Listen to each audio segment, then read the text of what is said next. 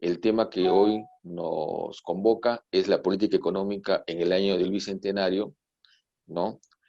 Soy Julio Lira, director periodístico del diario Gestión. Voy a estar a cargo de la moderación del debate, organizado por la Escuela de Posgrado de la Universidad Continental, el diario Gestión e Intelfin. Para este evento contaremos con la participación de destacados economistas que analizarán las perspectivas para el próximo año, que serán muy importantes dado que enfrentamos actualmente una crisis tanto sanitaria como económica, ¿no? Dos documentos recientemente hechos públicos nos servirán de base más los análisis de nuestros panelistas. El marco macroeconómico multianual 2021-2024, que ha sido difundido y publicado la semana pasada, y el proyecto de ley de presupuesto del sector público para el ejercicio fiscal 2021, que también ha presentado el Poder Ejecutivo al Congreso y que mañana se inicia el debate con la presentación del presidente del Consejo de Ministros y la ministra de Economía ante el Pleno del Congreso, que será esta vez virtual. Quiero saludar también a todas las personas que están conectadas en vivo, vía Zoom, tanto por las cuentas de Facebook de la Escuela de Posgrado de la Universidad Continental como del diario Gestión. La dinámica que vamos a seguir esta mañana será contar con dos rondas de nuestros panelistas, ¿no? Con sus comentarios, y luego daremos una tercera etapa con las preguntas escritas que formularán ustedes, señoras y señores participantes. Les recuerdo que para acceder a la constancia de participación de este evento, ¿no? Les solicitamos responder una breve encuesta al finalizar.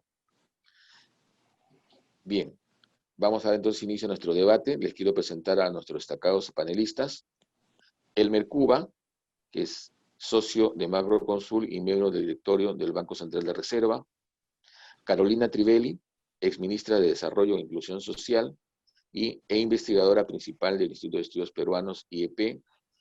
Carlos Paredes, es jefe del Gabinete de Asesores del Ministerio de Economía, expresidente de Petroperú y socio fundador de Intelfin Estudios y Consultoría. Y Alonso Segura, exministro de Economía y Finanzas. A todos ellos les damos la bienvenida y agradecemos haber aceptado nuestra invitación.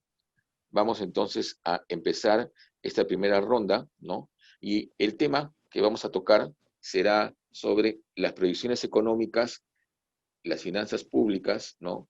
En este año 2020, en el cual estamos enfrentando tanto la crisis económica como la crisis sanitaria, que nos ha puesto en una situación complicada al país, ¿no? E iniciará sus intervenciones con la participación de Carolina Trivelli. Adelante, Carolina. Muchas gracias, Julio. Muchas gracias por la invitación a la Universidad Continental y al diario Gestión y a Intelfin. Para aprovechar mis 5 minutos, vamos a terminar el año mal, ¿no? Incluso el MEF, que tenía proyecciones relativamente menos dramáticas, ha aceptado que terminaremos con una caída del PBI de al menos 12 puntos, quizá un poco más incluso, con un déficit fiscal muy importante, desafiante, con un incremento en la deuda y con perspectivas positivas para el año 21, pero también con enormes desafíos, ¿no?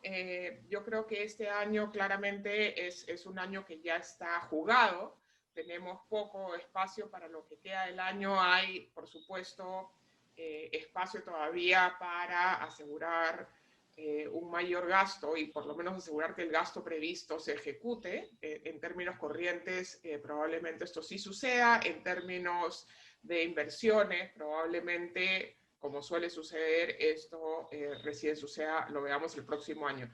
Y eso va a generar una demora en ver proceso de reactivación. Yo quisiera señalar 3 aspectos que me parecen sumamente importantes. Uno, estamos enfrentando, como era de esperarse por las medidas adoptadas y por la recesión, una caída en ingresos fiscales muy importante.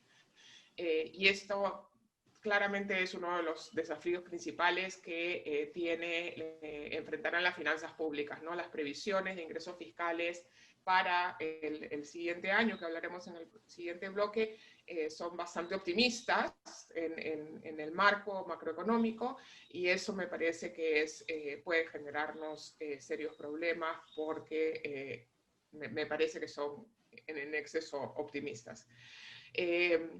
Lo segundo es el tema de la presentación del presupuesto. Es un presupuesto con un énfasis en salud y educación, que está muy bien, pero es un presupuesto, además, que creo que trae dos novedades, dos énfasis importantes. Uno es mantener e incluso incrementar el esfuerzo de protección social, que es algo que se ha venido reclamando, dado el golpe enorme que le hemos dado a la población con esta recesión, y un énfasis en el sector agropecuario, ¿no? Un incremento importante, incluso fondos adicionales para asegurar que el sistema de crédito para el agro se mantiene. Y eso creo que hay que analizarlo, hay que discutirlo, porque claramente si hay un sector que hoy más que nunca ha quedado en evidencia como clave, no solamente para los temas que tienen que ver con pobreza rural, con la situación de los más vulnerables, sino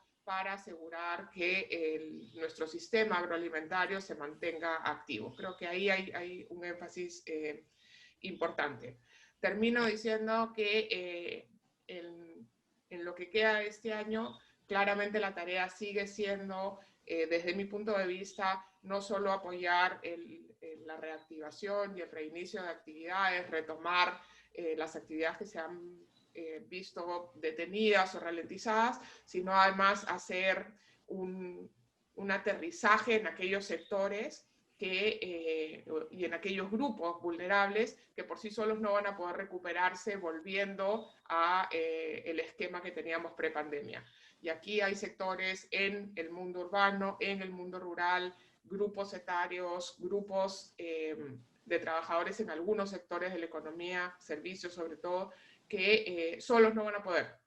Y entonces, si no se toman medidas desde la política pública para acompañar y ayudar su proceso de recuperación, vamos a tener unos bolsones, digamos, de población vulnerable que se nos van a quedar rezagados porque solos no van a poder. Y creo que hay que prestarle atención a eso porque el efecto distributivo de eso puede ser muy importante.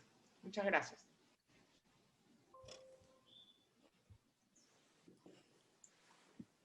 Gracias, Carolina. Ahora le damos a Elmer Cuba, quien dará su visión sobre la situación económica actual y las finanzas públicas a raíz de la difusión del proyecto de presupuesto. Adelante, Elmer. Bueno, buenos días, gracias por la invitación. Bueno, este es un año donde se ha conjugado la parte macroeconómica con la parte sanitaria, ¿no? Es una crisis sui generis, hay que ver su naturaleza para explicar bien cómo vamos a salir. No es comparable con ninguna de las últimas 10 crisis en Perú, porque esta no es una crisis de balance de pagos, no es una crisis de la deuda, no viene por fuera, no es una crisis de tema de intercambio, es una crisis sanitaria. Y el grueso de la recesión tiene que ver con una decisión de las autoridades a mediados de marzo de enfriar la economía. El año pasado Perú venía creciendo a un ritmo de 3%, y si Perú quedase en la luna, lejos del COVID, hubiese caído la economía de 3 a 0%, solamente por el turismo. Turismo son 5.000 millones de dólares que llegan anualmente, no han llegado durante 10 meses, hay un multiplicador ahí metido, y por lo tanto hubiéramos, en lugar de crecer 3, hubiéramos crecido 0. Pero vamos a caer menos 12, según el MEP. Esa caída de menos 12 tiene que ver con una decisión, como digo, de poner en coma la economía. ¿Para qué? Para ganar tiempo. Lamentablemente, esa ganada de tiempo ha sido un fracaso nacional. Hoy día las cifras muestran un espeluznante primer lugar en la cifra de fallecidos por millón. Entonces, el fracaso ha sido un costo enorme en la economía a cambio de poco esfuerzo en la parte sanitaria, ¿no? Ahora eso es historia, en verdad. Ya pasó, estamos ahora felizmente en la parte, digamos, de bajada de la meseta. No ha habido dos montañas. Una fue la montaña de fallecidos, que recién ha comenzado a ceder en las últimas semanas. Eso ha permitido que finalmente la economía salga un poco del coma en las etapas 1, 2 y 3, y ya estamos mejorando. De hecho, el indicador eléctrico de agosto muestra en la última semana, por primera vez, primeros días positivos. O sea, ya la economía, medida por el lado eléctrico, está mostrando una salida.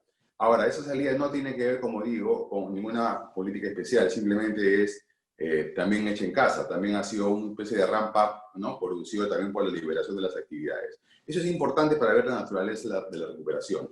Va a ser un poco más rápida. Lo malo que ha sido tan profunda la caída y tan larga en semanas, porque ha sido realmente cerrar sectores, que va a producir muchos muertos y heridos. Entre los muertos va a haber muchas compañías también, ¿no? Que van a salir del mercado. Básicamente aquellas dirigidas a servicios intensivas en contactos, como por ejemplo, quizás gimnasios, restaurantes, por supuesto hoteles y todo lo vinculado al turismo. Y eso son actividades con mucho empleo. Por eso que la salida no va a ser tan violenta.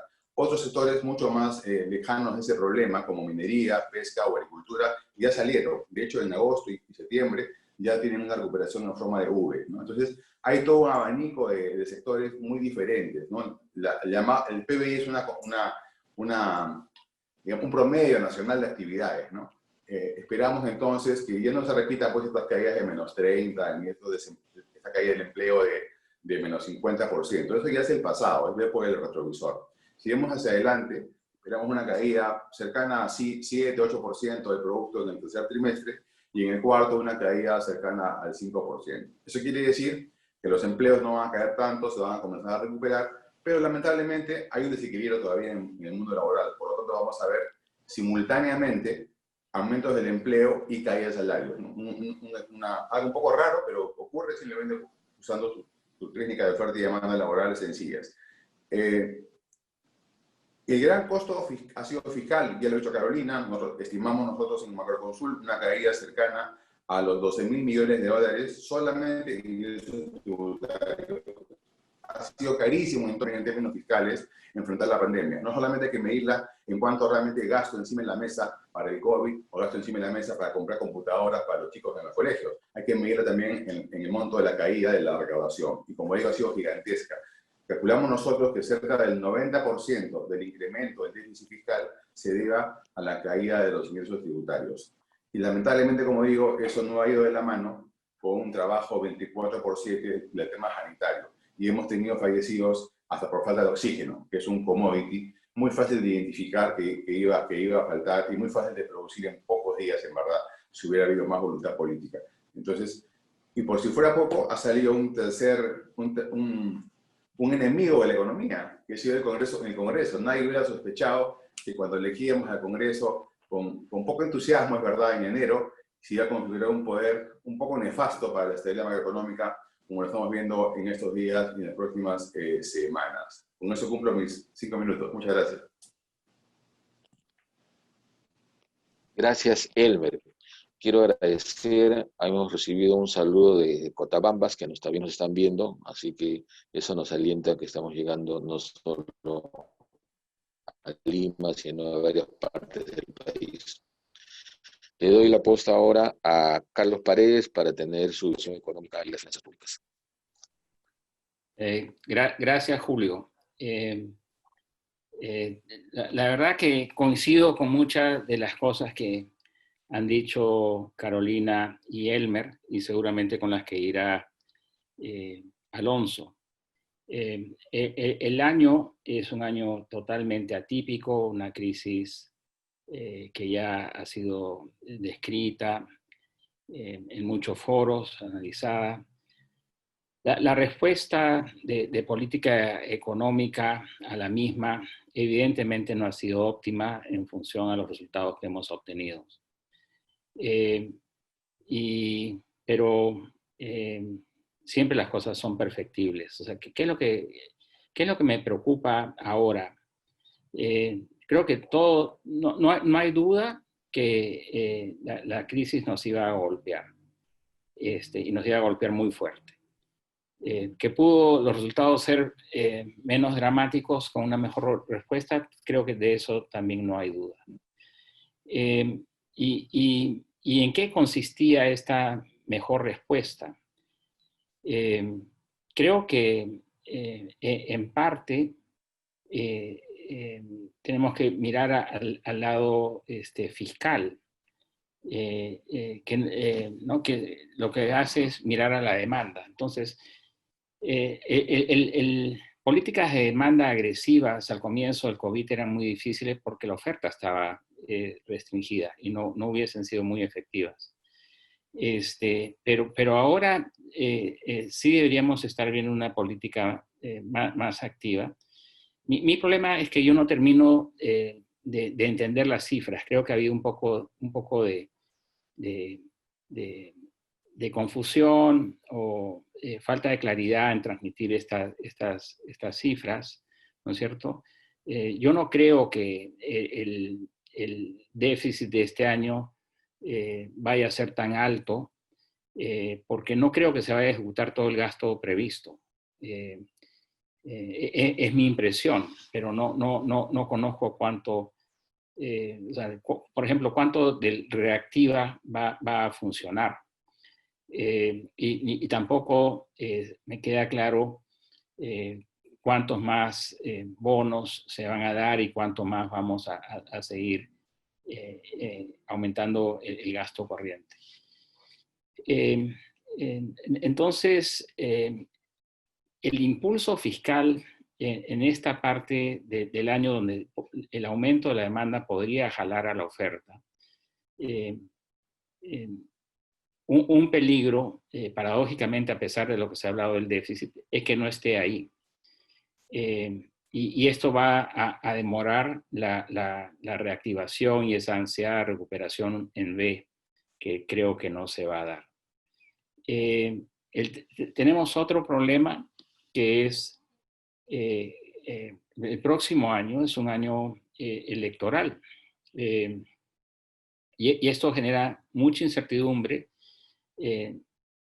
hace que se retrasen proyectos de inversión, y no solamente en el sector privado, en el sector público también, porque mucha gente es reticente a firmar dentro del sector público y tomar decisiones.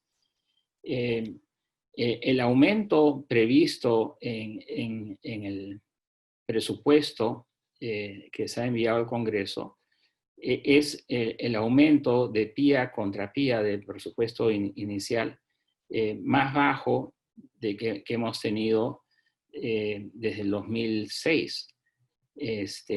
Entonces, yo creo que esto está reflejando lo que algunos podrían decir, esto es responsabilidad fiscal, ¿no es cierto? Y creo que la gente que tiene esa visión tiende a ser procíclica.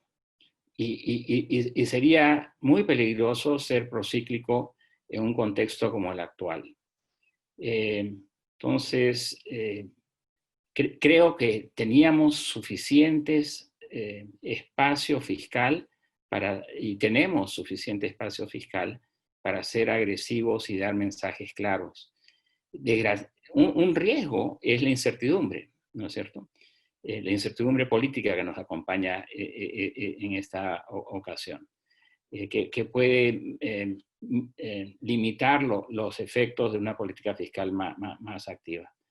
Y bueno, eso es por un lado. Creo que es importante en este contexto de mucha incertidumbre tratar de ser más claros con los mensajes y las cifras, ¿no? Aquí ha habido algo de fallas, no tuvimos la publicación del marco macroeconómico cuando se debía hacer. En la publicación, como ha resaltado gestión, han habido algunas inconsistencias, pero todo eso se puede seguir mejorando. Pero creo que es muy importante que hayan mensajes claros de cómo se van a hacer las cosas, y que si tienes un hueco a futuro, bueno, sería qué tipo cómo lo vas a tapar ese hueco, ¿no? Poner medidas adicionales, como se ha puesto, no ayuda mucho a enfrentar el problema de incertidumbre en un contexto donde ya tenemos mucha incertidumbre. Bueno, con eso lo dejo por ahora. Ok, Carlos, gracias. Quiero también agradecer, hemos recibido saludos mientras que exponía Carlos desde Tacna, desde Piura y Trujillo. A todos ellos, los que están conectados en Lima, les agradecemos que estén atentos a este debate. Ahora, Ahora le doy el uso de la palabra al exministro de Economía, Alonso Segura, para que nos dé su visión de la situación actual. Adelante, Alonso. Muchas gracias, Julio. Muchas gracias, Guayo, por la invitación. Siempre un placer compartir la mesa con ustedes, con Carolina, con Elmer. Sí, bueno, creo que estamos viendo un poco las consecuencias, no de mayor flexibilidad en términos de la política fiscal, sino de mayor opacidad. Ya comentó Guayo, yo con otras personas hemos escrito al respecto. El no tener durante un año el marco macroeconómico, o sea, no tener un marco de política económica del gobierno, ha dado demasiada discrecionalidad y demasiado espacio para que se hagan las cosas, digamos, de una manera que quizás pudo haber sido hecho mejor, ¿no? Creo, también discrepo, que no debieron suspenderse las reglas fiscales, debió darse el espacio de considerarse y si es necesario solicitar nuevos waivers, pero no dejarnos en una situación de este tipo, ¿no? ¿Qué es lo que veo? Coincido con Guayo, Carolina, es importante hacia adelante, particularmente en los próximos meses, pero también en toda la salida, apoyar a los más vulnerables, ¿de acuerdo? Por tanto, tenemos que ser conscientes que el gasto no puede revertirse, el gasto público no puede revertirse de golpe, digamos, en el año 2021. Dicho esto, el marco macroeconómico me deja muy preocupado. ¿Por qué? Porque básicamente nos pone o nos deja en una senda de insostenibilidad fiscal, con una trayectoria de deuda al alza. El escenario que plantea el gobierno de llegar a un pico el año 2023, un poquito por debajo de 40 puntos del PBI, y después una contracción es básicamente muy poco probable, diría que hasta irreal. ¿Y por qué ocurre esto? Porque parte de supuestos demasiado optimistas, el Consejo Fiscal ya lo ha dicho, la trayectoria de crecimiento del PBI en todo el horizonte de predicción hasta el 2024 es tremendamente optimista. Se mantiene, digamos, este año 12% de caída, es posible, creo que es poco probable, creo que va a ser algo más. El próximo año una recuperación de 10 puntos, de nuevo, es posible, es poco probable. Y de ahí en el horizonte mediano plazo pues tenemos un crecimiento promedio de 4,5 puntos en los siguientes 3 años, algo que no vemos, digamos, en las épocas de salida del mundo de materias primas. Eso evidentemente va a conllevar a una menor recaudación, además de los supuestos que tienen ahí de medidas por adoptar, una recaudación que supuestamente va a alcanzar, se va a recuperar muy rápidamente el próximo año, luego una caída de más de 2 puntos este año, va a estar básicamente casi al mismo nivel del 2021, en términos de PBI me refiero, no en términos soles, y de ahí va a estar, digamos, muy por encima del 2024 de lo que era el 2019, ¿no? Y sobre esa base de trayectoria de ingresos, ancla la trayectoria de gasto para que se vea, digamos, una trayectoria de modulación del déficit en la cual la deuda eventualmente comienza a converger, pero nuevamente eso es poco probable. En realidad, la forma de hacerlo es al revés. Ten supuestos razonables de PBI, ten supuestos razonables de ingresos, una trayectoria de deuda que sea consistente con una eventual consolidación, y eso te debe marcar la trayectoria de gasto. La conclusión de esto es que sostenemos un gasto como porcentaje de PBI, inclusive el año 2024 por encima de lo que era el 2019. Una trayectoria de gasto en prácticamente todas las partidas, incluidas remuneraciones, por encima de lo que era el 2019. Nadie dice que el Estado peruano no necesite gastar más. El problema es, tienes que tener prioridades. En este momento puede ser apoyar la recuperación, la salida, pero después tienes que tener en cuenta que es importante lograr una trayectoria y una senda creíble, no tirar una trayectoria de gasto sobre la base de supuestos irreales. Y un poco para que se tenga idea, habló Guayo de que no debemos ser procíclicos, pero en realidad yo creo que acá tienen que dar y explicar muy bien cuál es la trayectoria de gasto. En el marco están poniendo un incremento de gasto este año de 25.000, 26.000 millones, 27.000 millones de soles, ¿de acuerdo? Para este año. Sin embargo, si vemos el gasto al cierre de agosto, es idéntico este año al año pasado, 99 contra 98 y pico.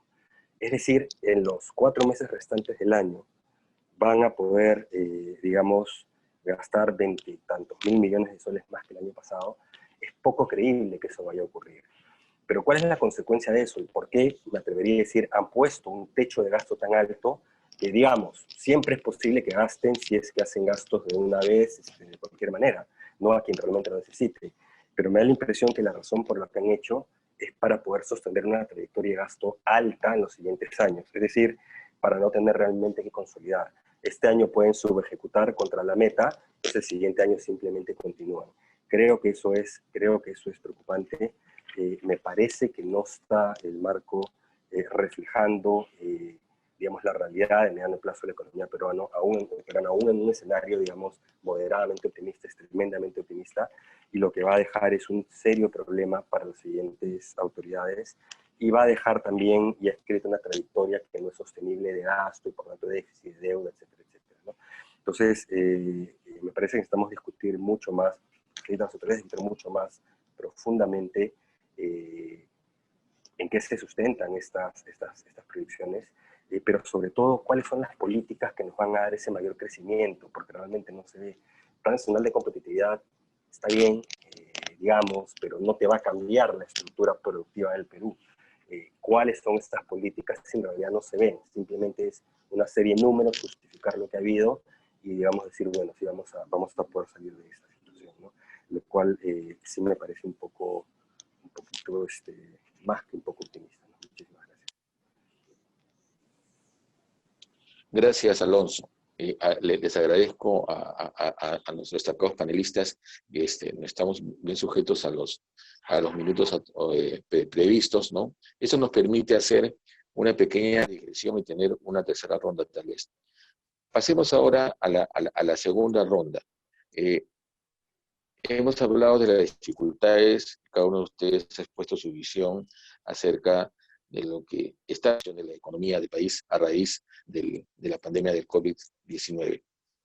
Pero veamos qué fortalezas macroeconómicas, ¿no?, todavía mantiene el Perú para enfrentar, ¿no?, esta situación, o qué riesgos hay para que estas fortalezas se vayan a perder.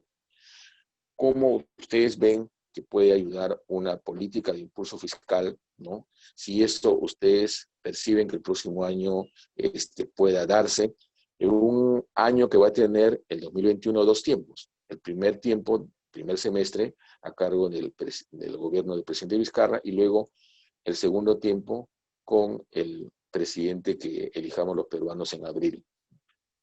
Sobre eso, sobre las perspectivas de la inversión pública y privada, ¿no?, me gustaría tener ahora sus comentarios bajo el mismo esquema que hemos desarrollado. Entonces retorno en el uso de la palabra a Carolina Trivelli. Adelante, Carolina. Gracias, Julio. Efectivamente, yo creo que el principal tema que deberíamos estar discutiendo, además de los detalles del marco, de qué tan optimista o no es realmente qué nuevas políticas se van a implementar para asegurar que haya un repunte de crecimiento que sea de la magnitud que esperamos el 2021, pero que además genere nuevas oportunidades de crecimiento en el 2022 y en adelante. Eso me parece que es lo fundamental y creo que no estamos discutiendo eso en ningún foro, y creo que ahí es donde se juega buena parte de lo que vaya a pasar con la fortaleza fiscal del Perú y si vamos a ser posibles de recuperar los niveles de fortaleza fiscal a los que hemos estado acostumbrados. Y creo que ahí hay mucho que hacer, más tomando en cuenta que estamos a pocos meses de iniciar un debate preelectoral, donde justamente son ese tipo de discusiones las que deberían alimentar el debate sobre la economía y su futuro para el próximo gobierno y asegurar algunos compromisos para que esto tenga alguna posibilidad de acercarse a ser cierto, digamos lo que está en las proyecciones. Creo que el desafío del 2021, además de los temas de política económica para asegurar las mayores posibilidades de crecimiento, como decía Elmer, en promedio, es también mirar los efectos distributivos de ese crecimiento, a quienes tenemos que prestarles atención particular, a quienes no debemos dejar que caigan en estas suertes de trampas de pobreza que les impidan contribuir con ese proceso de crecimiento y reactivación, y eso requiere política fina. Y si algo hemos visto en este año es que la capacidad del Estado peruano de hacer política fina, de traducir incluso una buena idea en una acción efectiva, es bastante complejo y no tenemos todos los instrumentos. Yo me centraría en que hay que lograr desarrollar esos instrumentos para que el gasto pueda suceder, pero además que pueda suceder con efectividad, ¿no? Calidad de gasto y efectividad del gasto son el segundo tema que quisiera poner sobre la mesa. Y el tercero, y vuelvo con esto porque a mí personalmente es el que me parece donde tenemos mayor debilidad, lo ha mencionado Alonso también, es el tema de ingresos fiscales, ¿no? Las proyecciones de ingresos fiscales en el marco están fuertemente atadas a un crecimiento del PBI bastante optimista, pero además a la implementación de un conjunto de políticas para reducir evasión, para reducir elusión, para ampliar la base tributaria que todavía no son claras, que todavía no hemos visto, ¿no? Y que tienen un periodo de rezago relativamente largo, desde que entran en vigencia hasta que realmente vemos eso traducido en nuevos ingresos a la caja fiscal, hay un periodo de tiempo relativamente importante. Entonces, si no echamos a andar esa maquinaria muy temprano, no vamos a lograr insertarnos en una senda creíble de consolidación fiscal. Tenemos una situación, comparado con buena parte de los otros países de la región, todavía bastante amable en nuestras finanzas públicas, pero ya no tenemos la fortaleza fiscal que teníamos y de la que nos enorgullecíamos hace un par de años. Y tenemos que acostumbrarnos a que esta es la nueva situación de las finanzas públicas, y hay que recuperar esa fortaleza, pero eso requiere un esfuerzo. Y ese esfuerzo pasa por muchos más ingresos fiscales, por más crecimiento, y para eso se necesitan políticas específicas y, por supuesto, por un gasto público más efectivo, de mejor calidad, mejor dirigido, y con un componente de inversión pública que está muy rezagado en este tiempo. Gracias, Julio. Gracias, Carolina. Ahora le doy el pase a Elmer Cuba para también recoger su visión sobre las opciones de política económica, sobre las fortalezas que aún él cree que se mantienen y cómo podemos recuperar las mismas. Y los otros puntos sobre el tema del empleo, la inversión, ¿no? Adelante, Elmer. Sí, bueno, yo también creo que el déficit fiscal para este año, estimado en 10%, no se va a cumplir. Creo que con suerte llegamos a 8. Y por eso decía que vamos a pasar de 2 a 8, ¿no? De un déficit fiscal de 2% el año pasado a 8, y de ese incremento, el grueso, 90% es que haya ingresos, ¿no? No espero mucho de la parte de inversión pública, en verdad, de acá a fin de año. Posiblemente sea negativo, y eso va a compensar el gasto corriente. Y el gasto total apenas se va a mover. ¿Qué hacer en adelante? Bueno, todavía estamos con el virus en las calles, dando vueltas, ¿no? Entonces todavía hay que hilar fino, ¿no? Entre el virus, la parte sanitaria y la parte económica. No vaya a ser que por acelerar mucho la economía tengamos nuevamente un segundo quiebre, por primera vez, porque como digo, no hay dos quiebres, solamente hay un quiebre. Si uno ve la curva de fallecidos, solamente hay una curva que ha comenzado a caer. Entonces, para no provocar una segunda curva, hay que ir con cuidado. Entonces, básicamente acá, la política sanitaria es crucial, ¿no? Porque sin ella no puede haber política macroeconómica expansiva.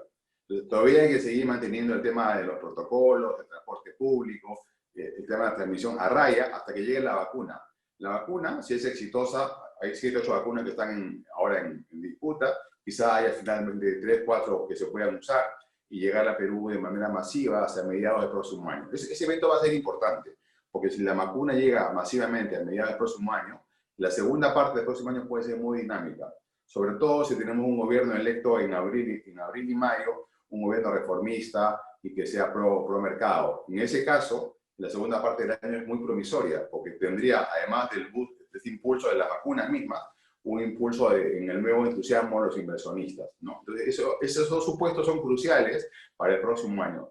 Podemos también suponer que no, que la vacuna es un fiasco, que tiene efectos colaterales muy pronto, que no dura mucho tiempo, y que además elegimos un gobierno populista, ¿no? Entonces, en ese caso, esas dos variables nos van a pegar fuertemente, no solamente en el caso político el año 21, sino todo el quinquenio. Entonces, es un año muy complicado porque tiene esos dos factores, ¿no? No podemos aislarnos solamente hablando de política monetaria y fiscal de espaldas a que tenemos una elección importante, ¿no?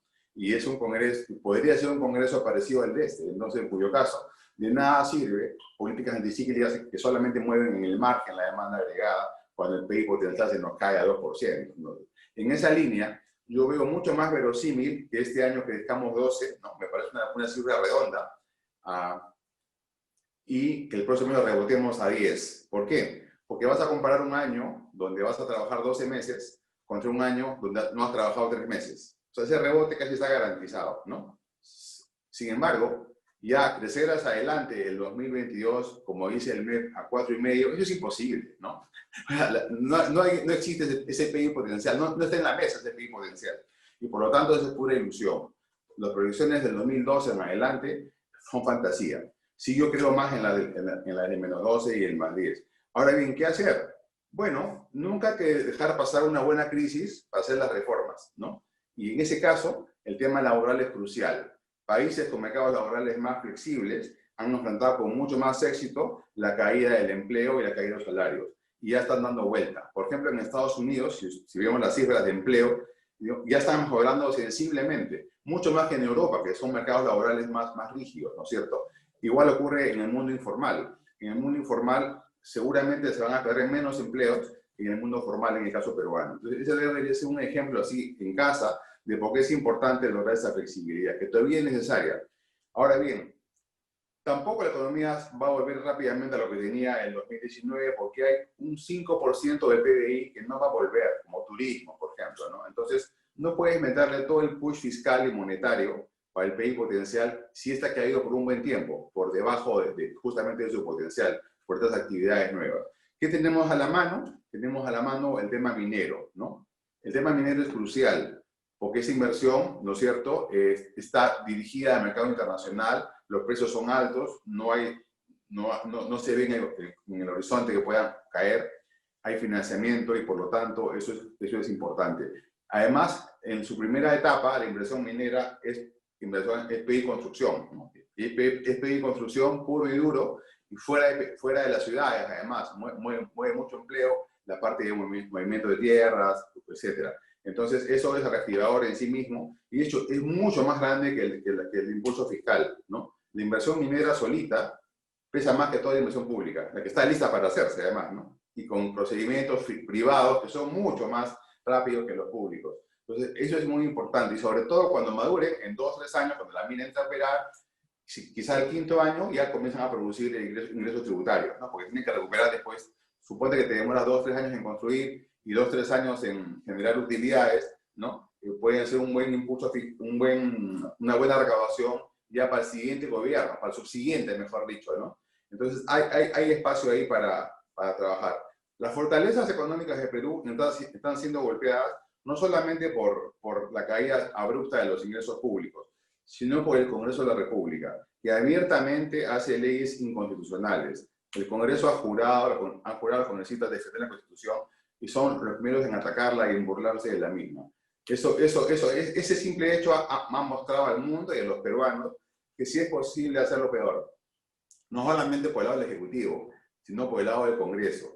Normas como la especulación y acaparamiento, que son imposibles de definir en una economía de mercado con precios libres, o esta norma de la ONP, y abiertamente se dice, oye, a un sector de la población, dale pues 930 soles porque me da la gana, abiertamente haciendo política fiscal en el Congreso, ¿no?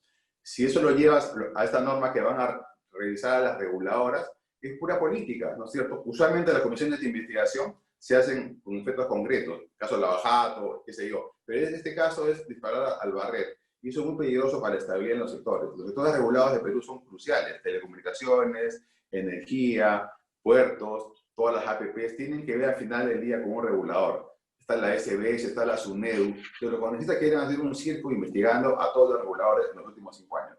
Sin ninguna hipótesis, simplemente para tener un poco de película. Eso realmente es peligroso, y el principal enemigo hoy día del modelo económico no está en el Ejecutivo, está en el Congreso. Entonces tenemos que tener cuidado, y repito, que el evento crucial va a ser justamente las elecciones de abril.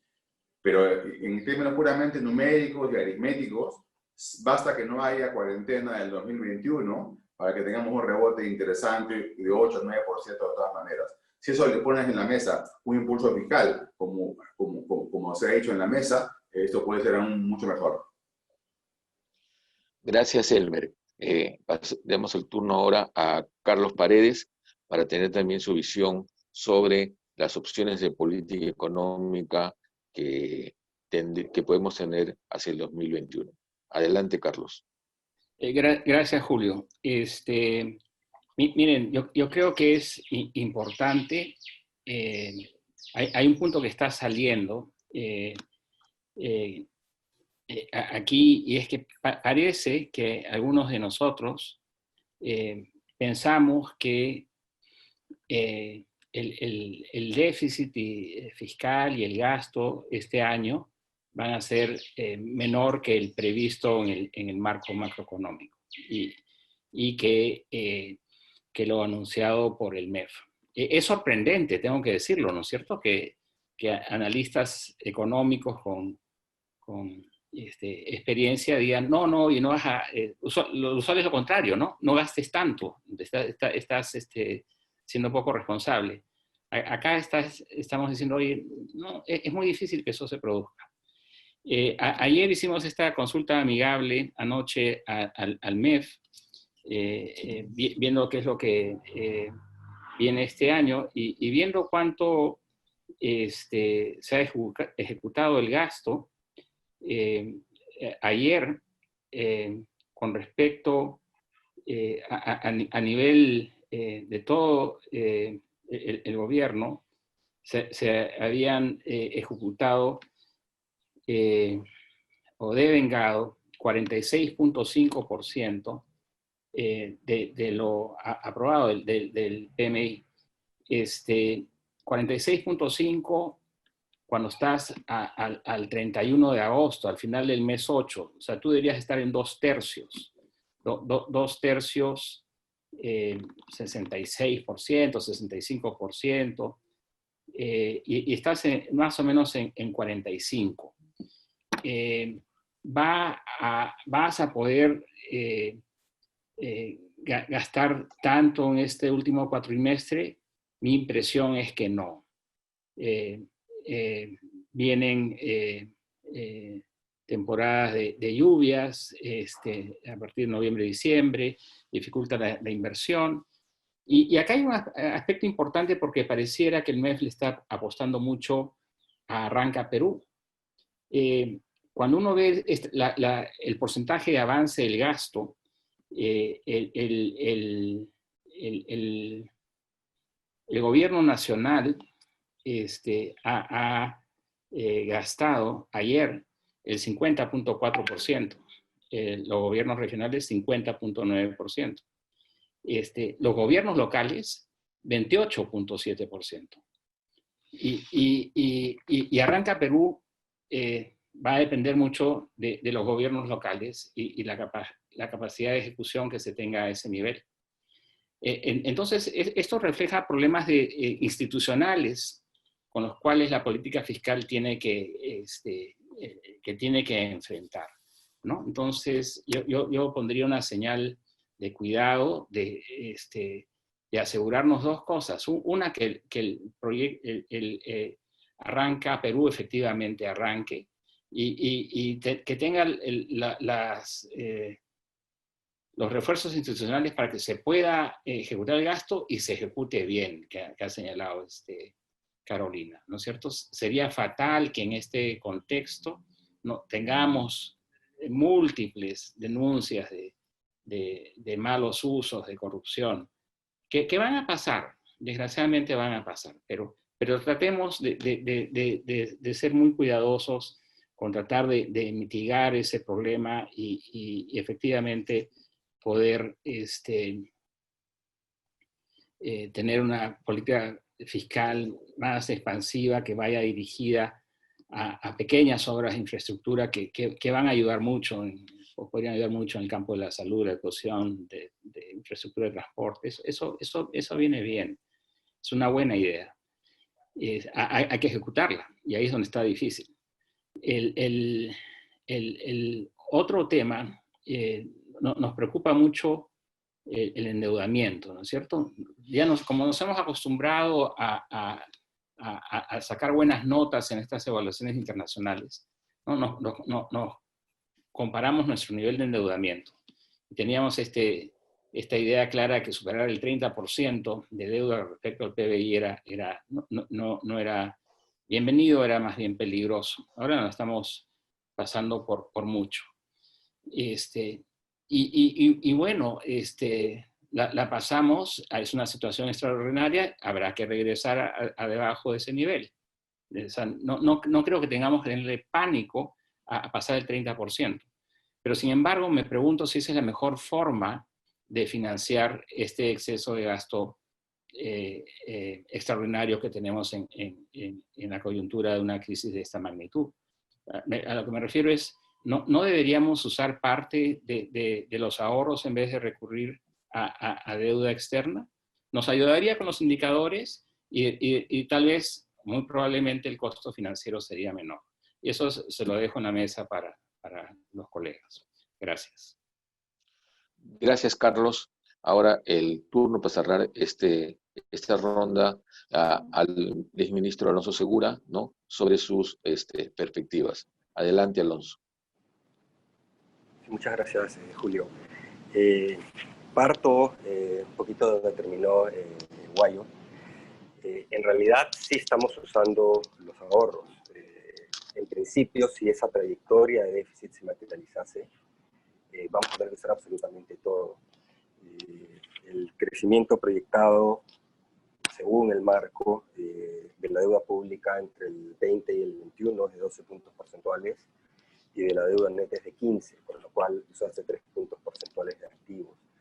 En realidad, si uno ve la estructura de financiamiento, la necesidad de financiamiento, déficit fiscal más amortización, felizmente, con el manejo prudente digamos, de pasivos que hemos tenido, casi no tenemos necesidades digamos, de amortización en los siguientes cortos años, con lo cual no tenemos pues, una demanda adicional de recursos. Pero igual, digamos, en principio tenemos que financiar más de 14 puntos en este año y el siguiente, y la gran mayoría, o sea, eso es imposible financiarlo en mercados internacionales a esa escala. Si uno ve la descomposición, lo ponen todo en financiamiento doméstico. Evidentemente, pues no quieren decir voy a salir a mercado externo. Pero mi punto es, aun si el gobierno usa absolutamente todos los activos líquidos que tiene, todas las cuentas del Tesoro, toda el Fondo de Estabilización Fiscal, otras cuentas del Tesoro, etc., eso es 6, 7 puntos. Varios de los otros que están en 14 puntos de activos que tiene el Estado peruano son recursos de canon, de bonos nacionales, son otros recursos comprometidos, fondos consolidados de reservas, que no los puedes usar. Entonces, en realidad, mi punto es, se van a usar posiblemente, si se materializase esa trayectoria, van a, digamos, a vender las joyitas de la abuela. Adiós. Y nos quedamos con una mano atrás y una adelante. Entonces, de nuevo, necesitamos una trayectoria razonable. Regreso al tema de gasto porque sí me preocupa. O sea, el año pasado, en los últimos 4 meses del año, este año se han ejecutado 99.000 millones hasta agosto y 98.000 y pico el año pasado. Estamos igualitos en gasto. No estoy incluyendo caída de ingresos, simplemente gasto, ¿okay? Gasto presupuestario. Sin embargo, los 4 meses que restan del año, el año pasado fueron 56.000 millones, este año van a ser 82.000. De nuevo, acá no se trata de decir no gasten, no se trata de decir sean procíclicos, pero creo que hay una razón por la cual han tirado un gasto tan alto este año, y simplemente para poder anclar el techo del siguiente año muy arriba y tener absoluta holgura de hacer lo que sea. Pero eso es complicado en la medida, porque no es realista, pero es complicado en un contexto en que vamos a salir el próximo año con un déficit de, quién sabe, 10, no creo que sea nuevamente, o 11, como están poniendo casi, será 8, pero el siguiente año también la proyección de recuperación de ingresos es bastante optimista. Entonces, de nuevo, me parece que no estamos manejando la parte fiscal de manera prudente. Tenemos deuda relativamente bajo, sí, pero va a saltar doble dígito entre el 2019 y el 2020, se va a acercar a 40, quizás un poco menos si gastamos menos, por incapacidad de gasto, y la deuda neta va a subir bastante más por consumo de activos. Entonces, de nuevo, no solo interesa el nivel, interesa la velocidad con la cual estás, digamos, subiendo, ¿no? Y la probabilidad de que realmente converjas, y ahí entro en la otra parte, lo que hemos conversado, lo que ha mencionado Carolina, ¿cuál es la estrategia de crecimiento en mediano plazo? Coincido con Elmer también. Yo no creo que vayamos a quedar solo 2 este año, creo que va a ser más. Ojalá nos crezcamos 10 el siguiente, creo que es difícil, pero bueno, pero coincido, es bastante menos probable que tengamos un crecimiento del orden de 4,5 el siguiente trienio. No lo tenemos hace años, esa no es la capacidad de crecimiento de la economía peruana, y no en un mundo, el mundo que va a quedar post-crisis financiera, que ya es un mundo de productividad baja, crecimiento bajo, y post-COVID. Entonces, tenemos que tener estrategias pro desarrollo, pro crecimiento, que puedan ayudarnos pues, a poder elevar esta tasa de crecimiento potencial. Sin embargo, no pareciera, no veo medidas de política que realmente te digan este es el cambio, el giro, las reformas que se necesitan como país. No hay, están ausentes en un documento de 180 páginas, ¿no? Y pongo solo un ejemplo. En la coyuntura, algunos dijimos, era fundamental tratar de mantener razonablemente funcional el mercado laboral, pero no se hizo nada. Entonces, por ejemplo, en términos de recursos presupuestarios asignados a transferencias a hogares, apoyo a hogares, me parece muy bien, 17.000 millones. A subsidios de empleo, 400. Por eso hemos tenido la disfuncionalidad y la destrucción de puestos de trabajo ocurrido. Una parte va a retornar, efectivamente, va a retornar ahora con la reapertura, pero una parte no va a retornar, o va a retornar en condiciones aún más precarias. Entonces necesitamos trabajar en políticas, en reformas que realmente te generen mejores condiciones, ¿no? Diversificación productiva, nuevos motores, muy a la pasada, realmente cuál es la estrategia ahí. Creo que hay que darle mucho más impulso a las mesas y ver qué más se puede impulsar por ahí. Reformas de capital humano. Necesitamos una reforma de salud, se implementó una, si no funcionó hace 5 o 6 años, se le dio mucho dinero, después se dejó de poner dinero, se volvió simplemente un momento de planilla. Lo mismo la reforma educativa. SUNEDU, la reforma universitaria, sigue ahí, pues es un tema muy politizado, pero en realidad la reforma educativa se desmanteló y todo ha ido a aumentos salariales. La pregunta es, ¿esa es la reforma educativa que necesitamos como país? Infraestructura, creo que hay algunos intentos, creo que se equivocan con enfatizar tanto el gobierno en cualquier circunstancia, pero también soy escéptico, vamos a caminar en términos de ejecutar infraestructura pública tan rápido. Es importante, pero es importante que dejen un proinversión caminando, afiatado, algo que debió ocurrir hace 5 años, no se ha hecho este quinquenio, para tener más alternativas, ¿no? Lo dijo Elmer, coincido, no vamos a salir a punta de impulso público, necesitamos atraer inversión privada, y por eso es también relevante tener reglas de juego claras y estrategias de mediano plazo claras, que no las veo en este momento, ¿no? Y ahí entro en 2 temas que son complicados. Congreso. Este Congreso ha sido tremendamente destructivo. Esperemos que el siguiente sea mejor, pero tenemos aún, digamos, varios meses de este Congreso con varias iniciativas que son muy preocupantes, ¿no? Y otro tema que es el TC. Este Congreso quiere elegir el Tribunal Constitucional, es un Congreso que tiene un conflicto de interés mayúsculo. Ya tiene varias leyes que son abiertamente constitucionales. Me parece que no podemos caer en el riesgo de un TC que también tenga las reglas de juego, digamos, con las que opera este Congreso, ¿no?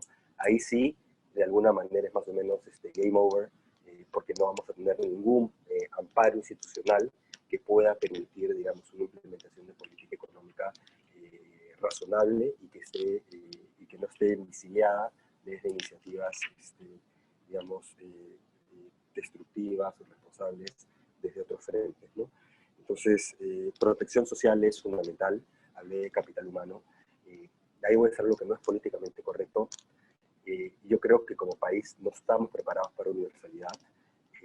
Yo creo que hay que proteger a los más vulnerables, ir ampliando esa cobertura, pero ninguno de los que estamos acá necesitamos realmente, ojalá fuera ideal y fuéramos Noruega, pero no podemos, no tenemos los recursos como Estado como para ir a universalización en todo, ¿de acuerdo?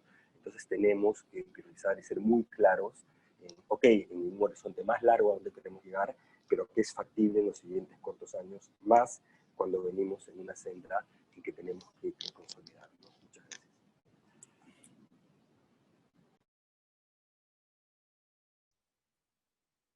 Gracias, Alonso. Has puesto un tema que me parece importante, el tema de la política social y el tema sobre el mercado laboral. Ya nos han alcanzado nuestros participantes varias preguntas, así que vamos a hacer una última ronda. Estamos con los tiempos muy bien para ver tres temas que ustedes los pueden tocar, ¿no? El tema de política social, ha habido bastante debate durante estos meses acerca del tema de los bonos y su distribución y la problemática que esto significó. El tema de del tema laboral, ¿no? Elmer algo ya mencionó que el empleo se va a recuperar, pero no necesariamente los salarios, ¿no? Y los riesgos que ustedes ven desde el punto de vista internacional, ¿no? Y que pueden, digamos, ser factores que influyan, digamos, en las proyecciones que se puedan tener para el próximo año. Le dejo en estos momentos a Carolina Crivelli el uso de la palabra. Adelante, Carolina.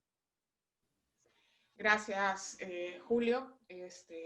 Antes de comenzar, aprovecho para decirles que me tengo que desconectar pronto, o sea que esta va a ser mi última intervención, con muchas Adelante, disculpas Carolina. con todos. Gracias por su participación.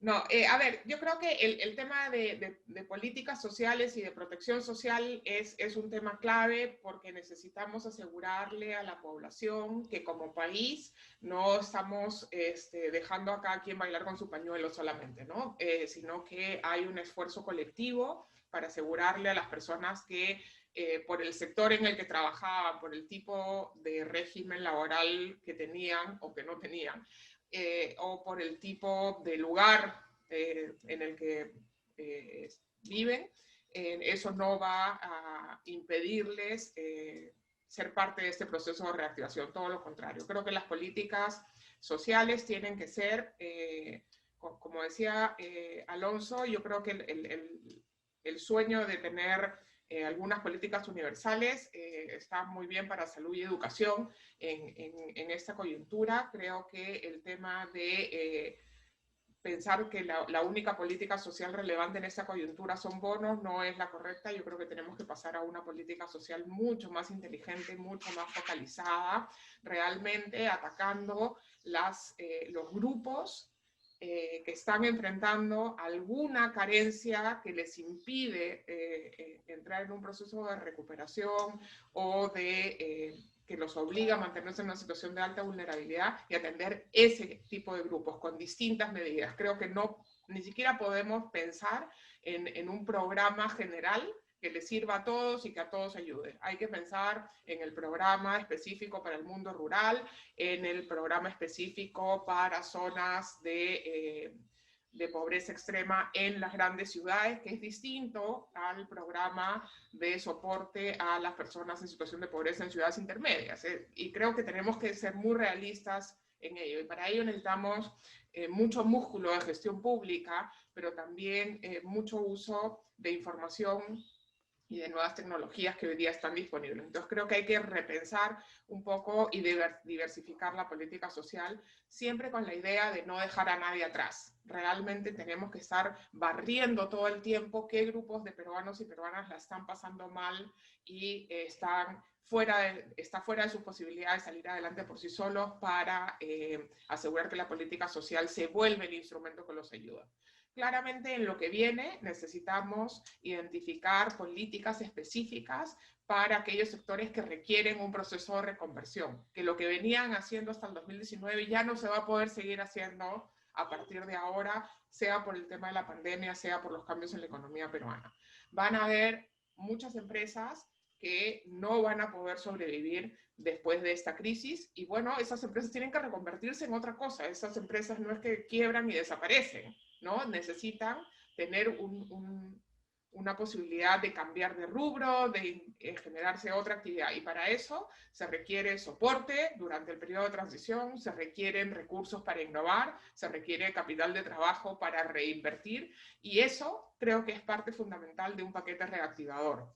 Pero para eso tenemos que orientarnos hacia un esfuerzo que logre no solamente echar salvavidas a todo el que lo necesite, que es muy importante hacerlo, sino acompañar ese salvavidas de un paquete más sofisticado de instrumentos que le permita no solo salvarse del maretazo, sino construir algo nuevo, ¿no? Queremos que la gente pueda regresar a una economía más sana, con posibilidades de incrementos de productividad, con innovación, etc. Cierro con un tema que es mi clásico y no quiero perderlo. Como decía Elmer, hay que aprovechar las crisis.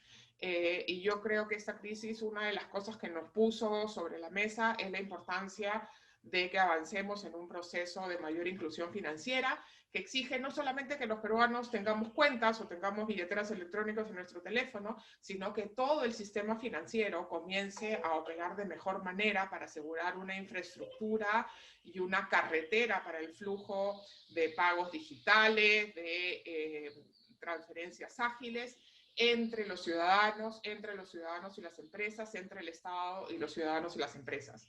Y creo que para eso nos falta mucho. Y si bien el rol de los reguladores, tanto el Banco Central como la Superintendencia, es fundamental, requerimos un plan que involucre a los actores privados, al Banco de la Nación, para movilizar esta agenda. Esta agenda es posible hoy día porque hay mucha tecnología, tenemos todos conciencia de que es muy importante, y creo que nos estamos enredando de nuevo en quién hace qué y por qué, y creo que tendríamos ya que tener un plan que permita reducir los costos de transacción de todo el proceso de reactivación.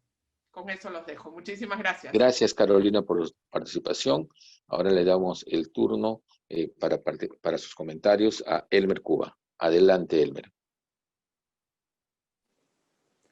Bueno, tenemos en la mesa una oportunidad única que parte de un acto demagógico, ¿no? Que es dar un bono universal a partir de septiembre, ¿no? En verdad eso no es necesario porque no todo el Perú está parado, ¿no? No todo el Perú ha perdido su empleo. Ese bono condicional era urgente en plena cuarentena, ¿no es cierto?, para mantener a la gente en su casa. Cuando entonces das un bono alimenticio para 4 semanas y le pides a la población que se quede 16 semanas en su casa, es un acto imposible, porque gran parte de la población tiene ingresos de alta frecuencia, o son informales en pequeñas empresas, o son independientes de bajos ingresos. Entonces, ese primer bono sujeto a esa condicionalidad era importante. Y era bueno darlo un segundo bono en su momento. Ahora se va a dar un bono a barrer, digamos, ¿no? A partir de septiembre. Y eso es muy lamentable, ¿no? Que hayamos llegado a ese punto. Y nadie en el gobierno técnicamente ha dicho que eso es una mala idea. Cuando se ha podido direccionar mejor, por ejemplo, a jefes de hogar mayores de 65 años, o a jefes de hogar obesos, o a jefes de hogar o jefas de hogar con diabetes, ¿no es cierto? Gente que tiene que ir a trabajar a la calle con mucha tensión porque está en juego su vida. Entonces, ese bono, este mismo monto que es muy reactivador por el lado de la demanda, se ha podido dar de manera más inteligente y no a 8.5 millones de familias, ¿no? Que si excluyes al sector público de ahí, ya tienes todo el Perú ahí privado, ¿no? Eso me parece un acto muy malo. Pero dado que ya es una decisión política, yo sugiero una mejora, que sea condicional a una declaración jurada de ingresos. ¿Quieres tu bonito de 760? Perfecto. Me vas a decir tu DNI, un número telefónico y declárame cuánto ganas más o menos al mes para saber. Y eso debe ser todos los años. El Perú necesita saber cuánto ganan los peruanos. Solamente nos aparecemos a la hora de gastar. Oye, quiero ir con el colegio, o voy a la comisaría, o voy a una posta médica, pero a la hora de declarar no existo. ¿No? Hay una asimetría ahí. El Estado debe saber cuánto gana la gente para la próxima crisis, para la SUNAT, para todo fin práctico, ¿no? Para el MIDIS, para la lucha contra la evasión, para la gente que hace minería ilegal, para la gente que está en tala ilegal o cualquier actividad reñida con la justicia, basta una declaración obligatoria de ingresos. ¿Por qué? Así no pagues nada. Hay gente que va a declarar que gana $700 al mes y perfecto, no hay ningún problema. Pero eso tiene que activarse. Entonces, este segundo bono yo lo haría sujeto a esa condicionalidad. Pero no es mucho pedir. Todos los estados modernos y democracias modernas tienen esa información, ¿no? De cuánto gana la gente y si debe o no debe pagar impuestos. Seguramente el grueso de gente no va a pagar nada, porque solamente 1,5 millones de personas gana por encima de las 7 UITs, pero el resto tiene que declarar. Eso es muy importante para poder saber cuando llegue otra pandemia o cuando queramos cruzar la información con aduanas o cuando alguien viaje y diga, oye, tú, ¿por qué viajas tanto si has declarado que ganas 500 soles, ¿no? Alguien de Madre de Dios. ¿Ah? Entonces, eso es muy relevante. No podemos seguir dejándonos estar. Aprovechemos la crisis para mejorar las políticas públicas. Y este bono, que es insólito, por lo menos aprovechemos para recabar información. Y si no quieres dar esa información, pues no recibes tu bonito, ¿no? Sobre riesgos internacionales, hay un gran riesgo, en verdad, pero no es para el próximo año. Es un riesgo, digamos, para la próxima década, que es una disputa entre una manera de ver el mundo democrática y una manera de ver el mundo autoritaria. Ya no es una guerra entre el comunismo o el capitalismo, es una manera de gobernar, ¿no? Y ese conflicto está alarmado, por ejemplo, entre China y Estados Unidos. Y seguramente va a seguir, más allá de Trump, ¿no es cierto? Tarde o temprano, cualquier gobierno de Estados Unidos iba a enfrentar ese problema. Y sobre todo cuando China se corrió más al lado autoritario con su actual administración. Entonces, ese sí es un riesgo para Perú, en general para los países pequeños como nosotros, que solamente jugamos en las ligas pequeñas o intentamos ir por el camino del multilateralismo. Y otro riesgo donde tampoco estamos preparándonos mucho, pero sí podemos hacer, es en el tema del riesgo del cambio climático. Tampoco Perú es un gran jugador ahí, pero eso se viene muy fuerte. En los próximos 10 o 20 años puede ser mucho más severo que el COVID. Y tenemos que estar preparados para ese momento. También preparados, otro riesgo que viene fuera de nosotros, vamos a llamarlo externo, es el cambio tecnológico, ¿no? Más vinculado a la economía del conocimiento. Entonces Perú, quizá, si no elegimos bien en abril, vamos a quedar fuera, indefinidamente fuera de la órbita del desarrollo, ¿no? Eso es muy importante. Y me sorprende ver a gente ahora en el Congreso pidiendo cosas insólitas, como por ejemplo devolver el IGB, ¿no es cierto? O sea, estamos en otra prédica, en una prédica marciana, mientras el mundo se está yendo por otro camino. Entonces yo apelo a la gente que todavía quiere ver a Perú en la modernidad, que todavía quiere ver a Perú en una senda de desarrollo, volver a la misma. Yo creo que la discusión central de Perú no está tanto en la política de corto plazo de estabilización, sino el problema central de Perú es su baja tasa de crecimiento. Y ahí no estamos discutiendo temas centrales, ¿no? Y pasa, por supuesto, por un buen sistema político para comenzar de representación, que no tenemos. Ese es, a mi juicio, el nudo gordiano de Perú. Si podemos resolver ese sistema de representación, eso tarde o temprano se va a transmitir en buenas políticas públicas. Porque no es posible más tener un grupo de iluminados tecnócratas en el Ejecutivo de espaldas al Congreso. Eso claramente está mostrando sus límites ahora mismo en esta pandemia, ¿no? Gracias. Gracias, Elmer. Dejamos ahora en el turno a Carlos Paredes sobre estos temas que le han antecedido, el tema de la política social, el tema del empleo y qué riesgos internacionales él percibe el próximo año o los próximos años. Adelante, Carlos. Sí, mira, yo solamente para terminar con un puntito que quedó ayer, porque quedó de la ronda anterior, porque una de las cosas que necesitamos es tener cuentas claras, ¿no es cierto? Estaba viendo lo previsto en el marco macroeconómico multianual respecto a la deuda pública, la evolución de la deuda pública, y este año crecería en 9% el PBI. Esa es la deuda bruta. Entonces, estaría financiándose básicamente el déficit previsto en un 90% con emisión de deuda, de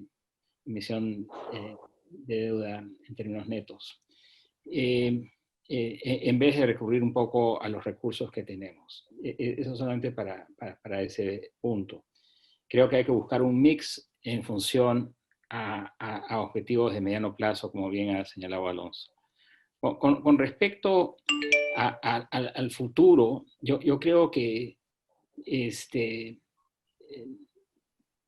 podemos tener muchas coincidencias, algunas diferencias de cuáles son las políticas para promover un crecimiento sostenido y más equitativo.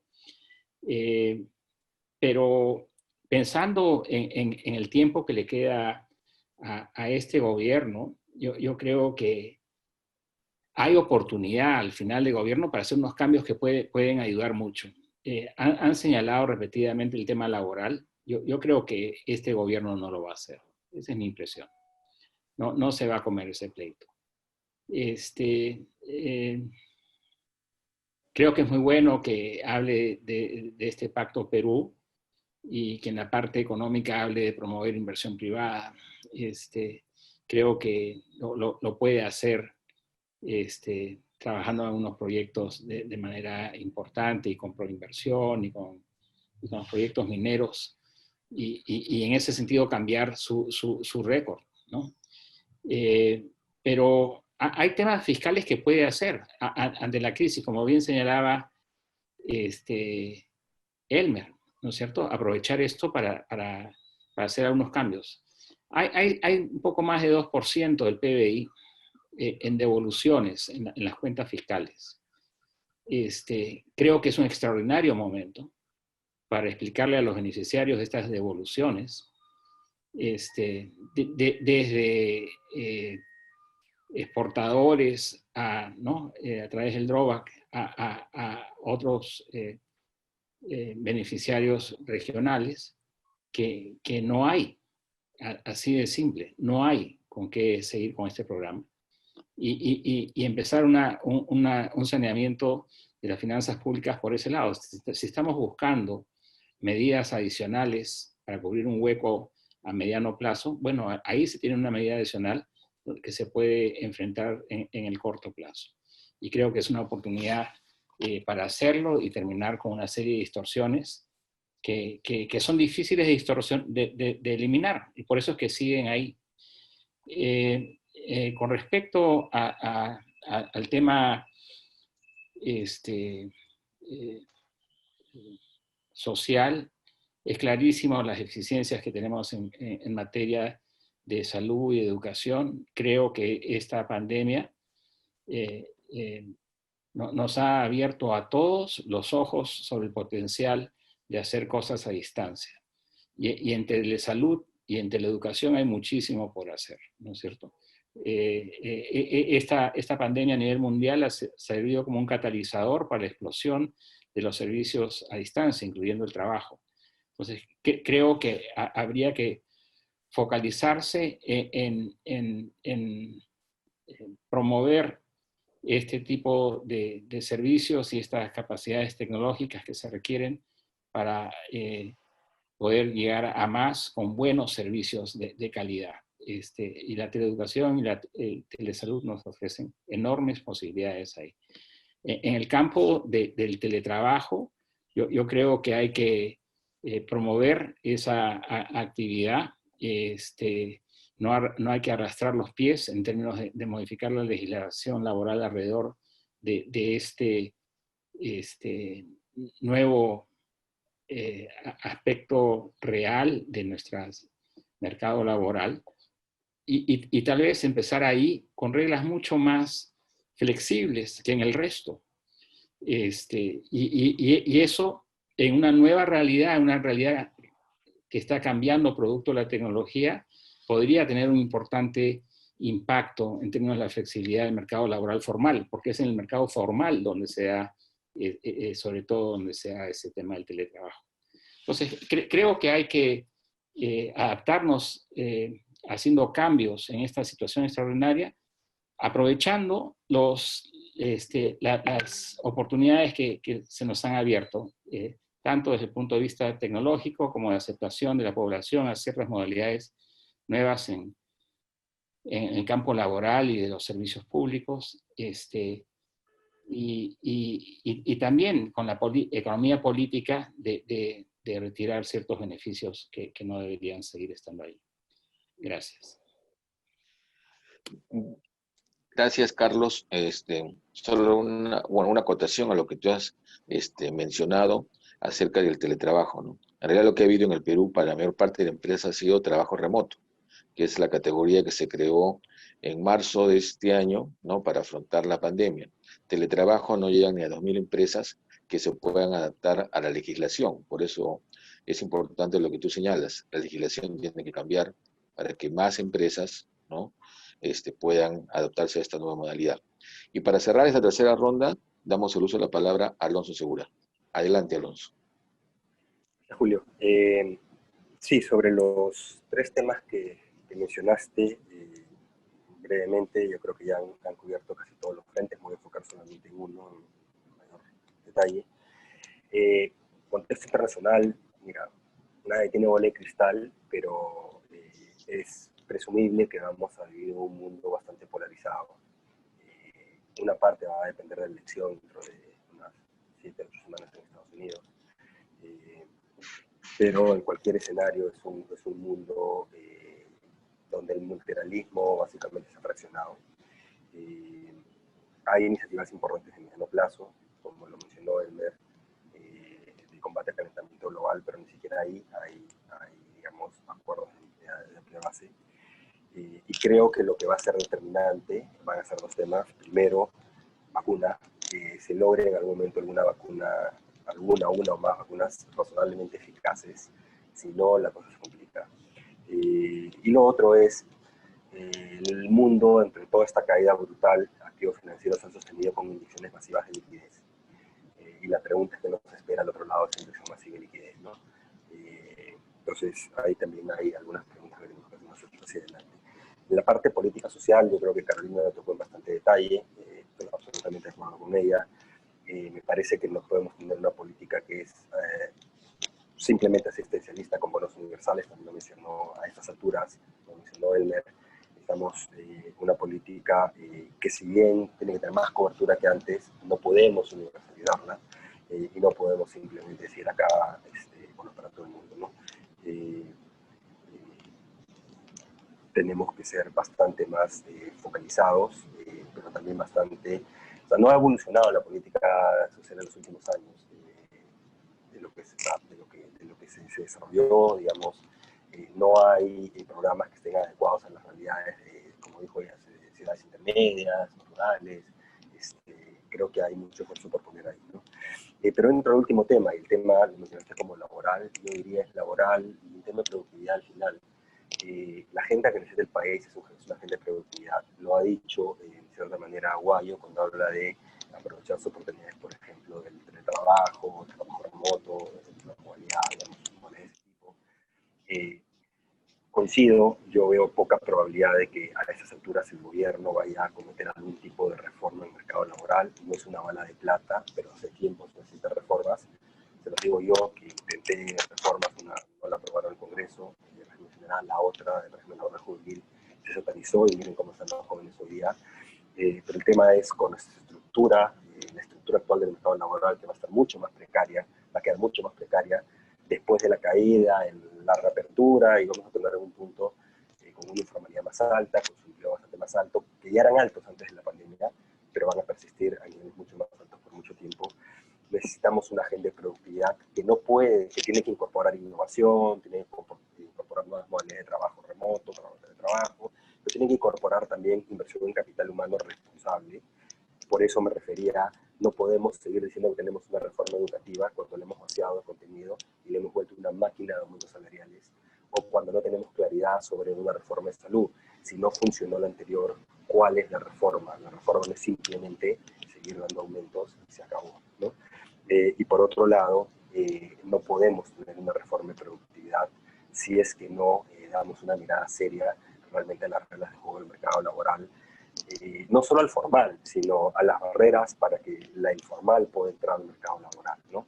Y ahí es retomar una agenda de reducción de heterogeneidad productiva, diversificación productiva, nuevos motores.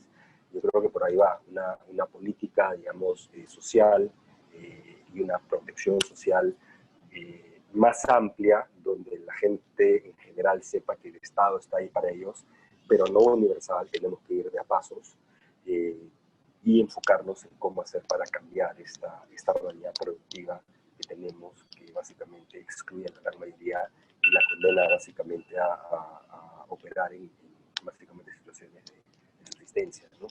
Me parece que va por ahí. La pregunta que mencionó, o lo que mencionó como comentario,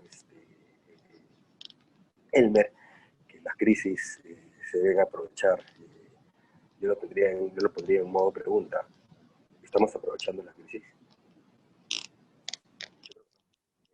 Ciertamente, desde el Congreso es absolutamente lo contrario, pero desde el propio Ejecutivo no ha habido nada transformacional, al contrario, creo que, ya lo dijo también en algún momento, y no quiero entrar en eso, digamos, en este momento no hay oportunidad, pero la forma como se ha manejado la parte sanitaria y el engranaje de la parte económica, de alguna manera es lo que nos ha conducido a este hoyo tan grande, ¿no?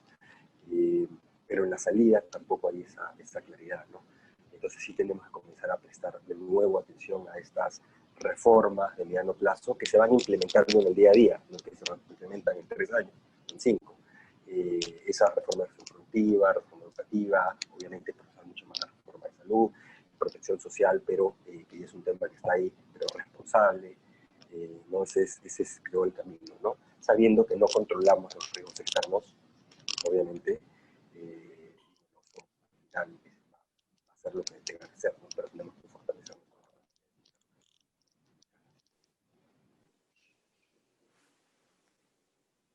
Ok, Alonso, muchas gracias por su participación.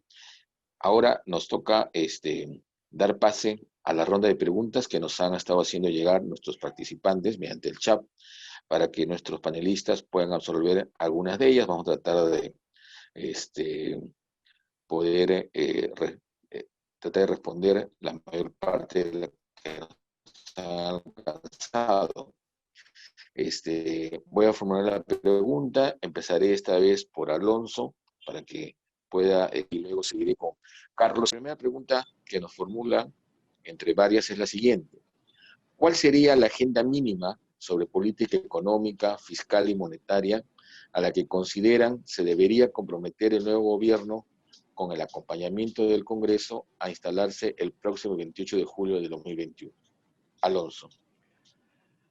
Sí, bueno, gracias por la pregunta. Es interesante y un poco complicada de responder, dado lo que estamos viviendo. Pero bueno, creo que en política monetaria, básicamente comprometerse a mantener la independencia y autonomía del Banco Central y a nombrar pues, un directorio del Banco Central que se perciba como independiente y calificado, ¿no? Y dejar que el Banco Central maneje la política monetaria como lo ha estado haciendo, ¿de acuerdo? Ahí simplemente no entrometerse, ahí queda. Por el otro lado, yo creo que lo primero es un Congreso que respeta las reglas mínimas del juego, ¿no? No tiene iniciativa de gasto, para empezar, que no justifique sobre la base de la necesidad de los peruanos para conscientemente, ya ni siquiera porque no lo saben, es conscientemente aprobar leyes inconstitucionales que son fuertemente distorsionantes. Entonces necesitamos un Congreso que simplemente cumpla con su mandato, digamos, ¿no? Yo creo que por el lado ejecutivo, lo que va a heredar es una situación que va a necesitar muchísima claridad en términos de cuál va a ser la trayectoria fiscal durante toda la gestión del gobierno, porque, digamos, ahorita está planeado que en 2026 recién regresemos al límite de la deuda.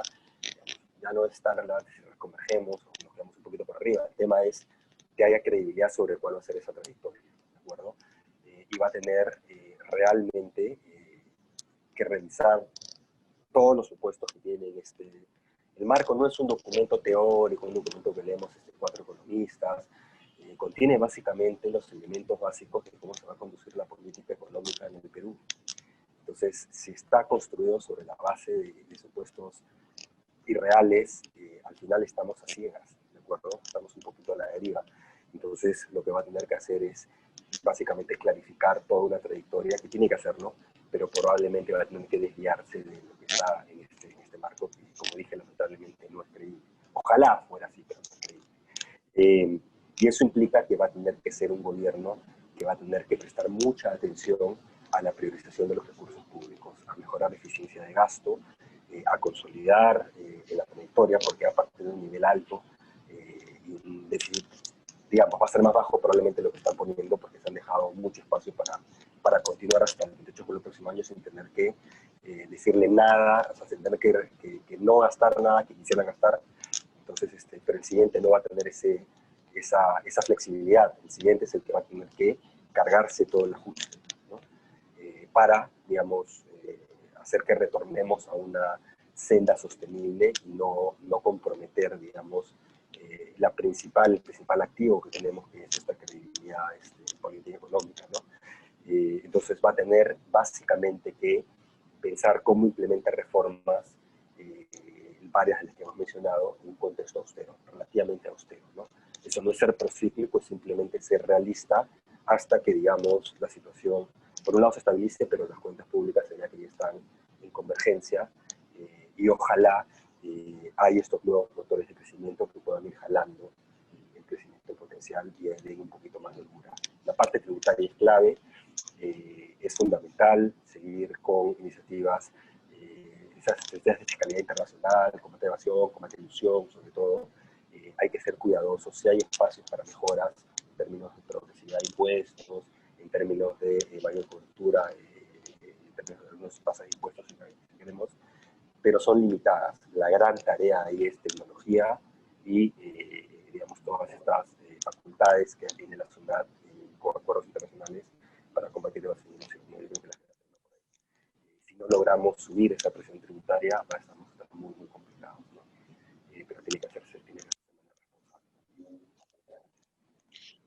Gracias, Alonso. Ahora la respuesta de Carlos Paredes.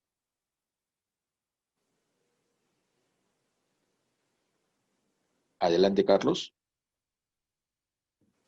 La pregunta es, ¿la agenda mínima? Sí, la agenda mínima que ustedes consideran que se debería comprometer el nuevo gobierno con el acompañamiento del Congreso que se instalará el próximo 28 de julio del 2021. Bueno,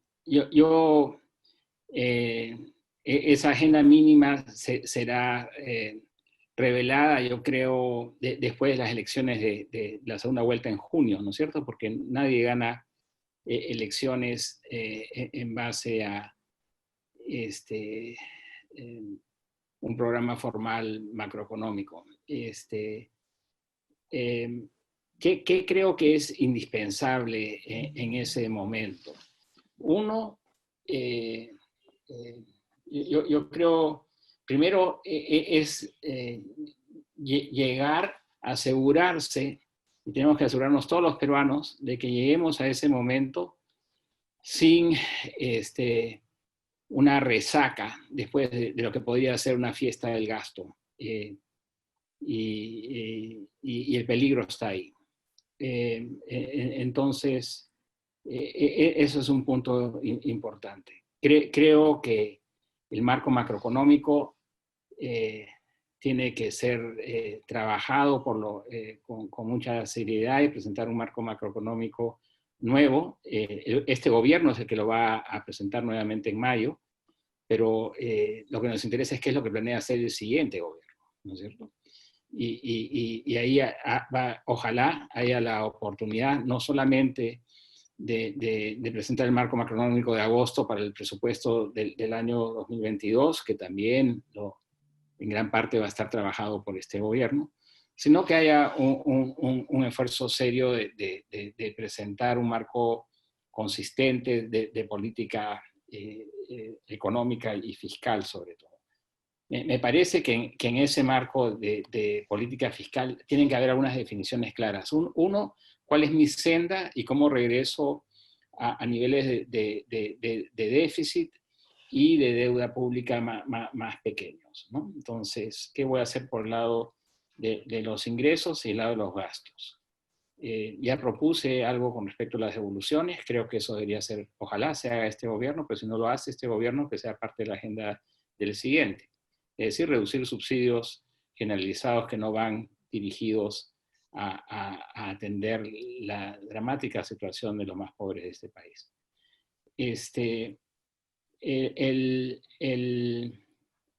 Creo que tiene que haber una definición sobre si van a subir tasas impositivas o crear nuevos impuestos, ¿no? Mucha gente juega con esa idea.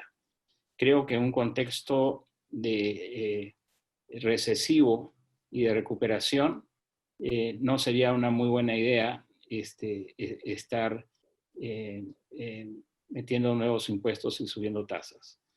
pero si se optase por eso, habría que explicarlo bien y ser muy cuidadoso con el impacto económico a corto plazo. Coincido totalmente, y no creo que vayas a encontrar un solo economista que no enfatice la necesidad de asegurar la independencia del Banco Central y que siga contando con muy buenos técnicos independientes en su directorio, como es el caso de Elmer, por ejemplo. Y creo que esa es tal vez el rasgo más sólido de nuestra institucionalidad macroeconómica y que tenemos que preservarlo. En términos de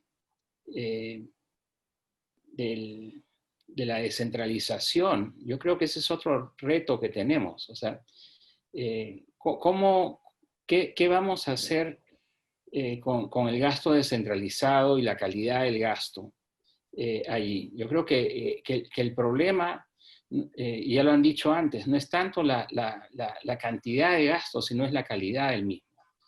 Y si tú delegas decisiones de gasto a instancias gubernamentales que no tienen la capacidad de evaluación, de ejecución, de supervisión, entonces probablemente la calidad del gasto sea deficiente.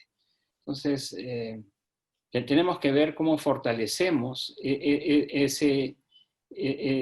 la parte de gasto fiscal que se da en los gobiernos locales, ¿no?